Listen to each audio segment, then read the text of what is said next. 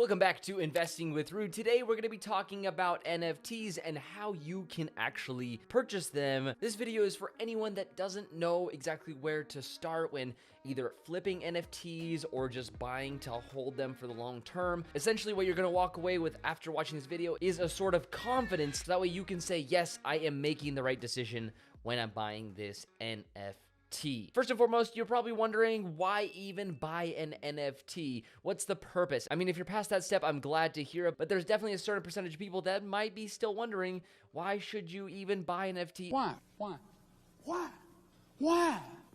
Is it even worth buying an NFT? So if you're asking that question, you probably already know what an NFT is, so you don't need that explanation over and over and over like you probably see on YouTube, TikTok, Twitter, all over the internet. I even have a video talking about what a non-fungible token is. But essentially, as far as what makes an NFT special, well, there are some inherent traits, like the fact that a lot of NFTs have some sort of trait that goes along with it. It's essentially a smart contract that you can keep adding and adding to, so that way if you hold an NFT to, let's say, an artist, and that artist says, hey, if you own this NFT, you get VIP tickets to every single one of my shows just for holding that NFT. Well, the beautiful thing is, if later down the road, let's say a year or two from now, the artist decides, hey, not only are you going to get these VIP tickets, but now, since you've been holding this NFT for so long, I want to add a secondary feature like a part ownership in the actual song. They can layer that onto the smart contract. So essentially, by owning that NFT,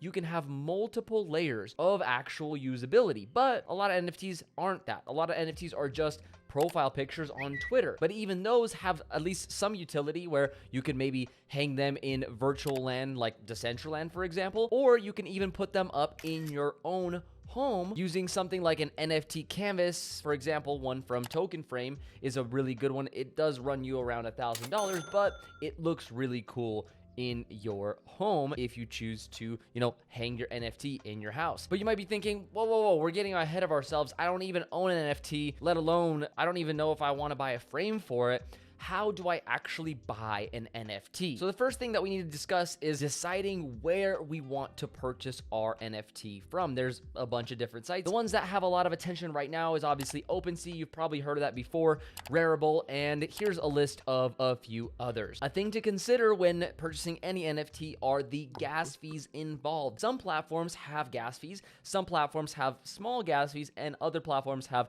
no gas fees. So before you buy an NFT and you see, let's say, a price of $600 and it's on OpenSea, for example, well, that NFT might actually be a little bit more when you include the gas fees along with the price. But let's say you go with the most trusted site, which is OpenSea, and of course this is just at the time I'm making this video, but it is known to be one of the most reputable sources to buy NFTs from. So how do you go about that? The first thing that you want to be wary of on OpenSea is the fact that there's an abundance of different NFT projects. There's so many that you probably just get lost if you just went and scrolled through them. And because there's so many projects on the platform, research becomes that much more important. What a lot of people will tell you, if you're just new to the community, they'll say, look for the verified badge on OpenSea. That way you can be sure that this project is at least reputable and that the people behind it are credible as well. But the unfortunate fact of the matter is, to get that verified badge, all you need to do is essentially trade 100 or more Ethereum of that NFT project in order to get the verified badge. So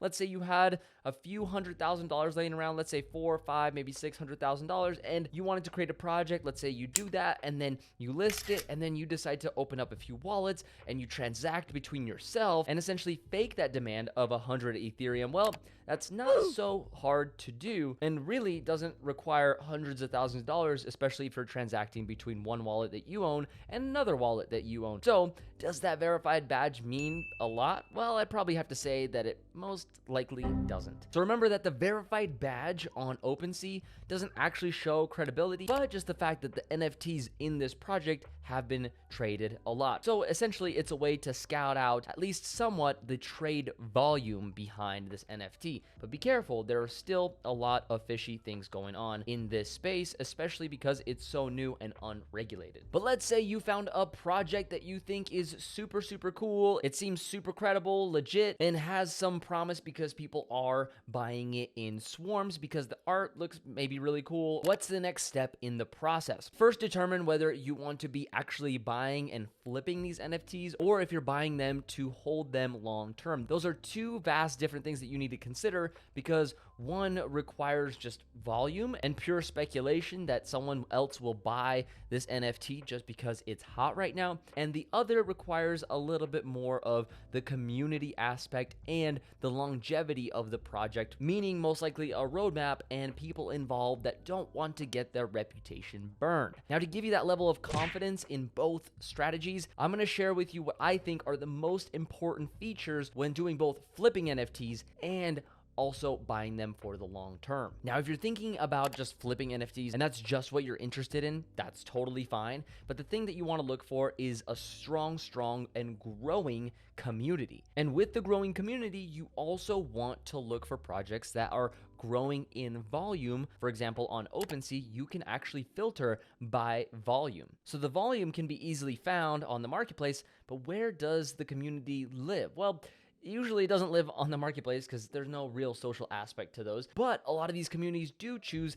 to live on Twitter or on Discord or both. And to gain access to these communities, a lot of times you can just join them, especially on Twitter, where you can literally just follow a page if that NFT project has one. So it's really easy to just join the Discord or follow a Twitter page that you can literally check the activity levels of the users and see day by day if the community is growing or if it's shrinking. And it's important to not just look for active communities and ones that are growing, but also the ones that can grow a lot. Meaning, I wouldn't personally go for projects that are already super elevated in price. I'd probably go for the mid-tier or even lower tier, where the communities can still flourish and not a lot of people have jumped on the hype train of that project. And the thing with flipping that I want to caution you with is the fact that if you are choosing to go and flip on platforms that have gas fees, like OpenSea, for example, you got to remember that even if you buy something, let's say for 0.3 Ethereum,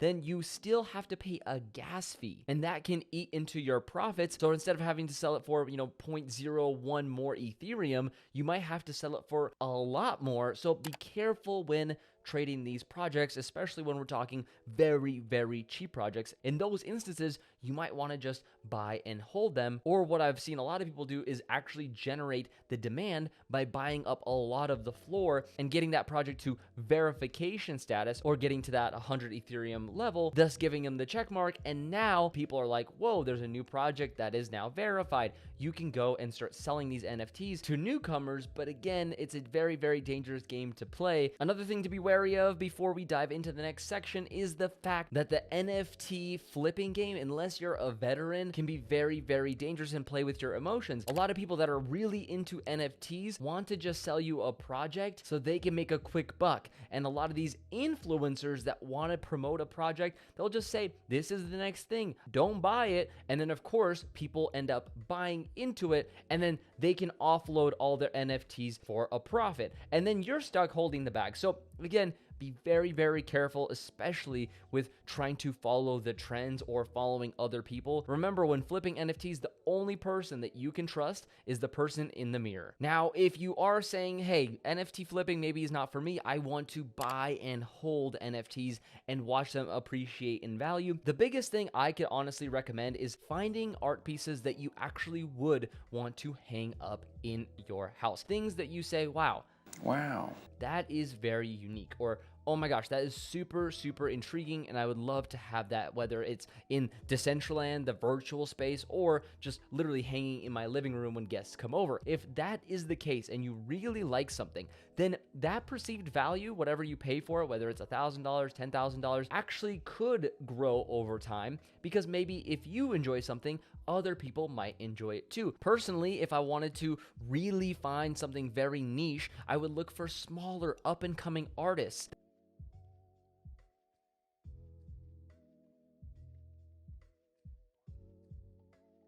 And maybe they've posted a few art pieces and they look really good and you like them, but they're not super overpriced yet. That is probably a good time for you to pick some of those up. And obviously remember that when you're buying them with the expectation that they will go up in value. But at the same time, with this strategy, the worst case that could happen is you buy something for maybe 0.01 Ethereum or maybe even 0.1 Ethereum, and then it ends up sitting in your living room for other people, including yourself, to enjoy each and every day. And then maybe down the road, whether it's a month, 10 months, or even 5 years from then, it appreciates in value. Well, great. But with this strategy, you gotta diversify. You can't just pick one artist and stick with them, because what if they just end up stop doing art, right? That way you're diversified, but you're also buying artists on the ground floor, if you will, before they've become something like Banksy. Now, as far as the actual buying process goes, if you've never done this before, how does it work? Well, first, you probably have money, whether it's on your credit card or on your debit card, and you wanna turn that into an NFT. The first thing that you need to do is you need to turn those dollars into cryptocurrency. But before you do that, that is why we discussed picking a marketplace first, is because some marketplaces trade on Ethereum, some on Solana, and some on other cryptocurrencies. And of course, that will dictate exactly what currency you actually want to hold. The best thing I would suggest is if you go on, let's say, Coinbase, and you trade your USD, and then finding an NFT that you might want to buy, right? You figure out which coin you need to have, let's say it's Solana or Ethereum, then you need to buy the Ethereum using USDC and then put it into a separate wallet. Personally, I like the Coinbase wallet, but there's also a Trust wallet or a MetaMask wallet, and there's a whole lot of different options for you, but I'm not going to overcomplicate it for you. I'm sticking to Coinbase just because we already used Coinbase for our example of where to buy cryptocurrency. So let's say you buy it there, you move it to your Coinbase wallet, now you have Ethereum in your Coinbase wallet, and you go ahead and you link it in your browser to OpenSea, and now you can buy the NFT. And once you've bought that said NFT, you can move it to your Coinbase wallet. Honestly, this is the entire process. And as far as the process goes, it is that easy. That was easy. So I hope you learned a lot in this video, and if you have any other questions that I might have missed in this video, make sure to leave them down in the comment section below. I'd be happy to answer them for you, and if there's enough demand for a follow-up video or maybe a continuation of this series, let me know down there as well. I'd love to hear from you, and without any further ado, if you enjoyed this one, YouTube thinks that you might enjoy these two videos as well. Peace out.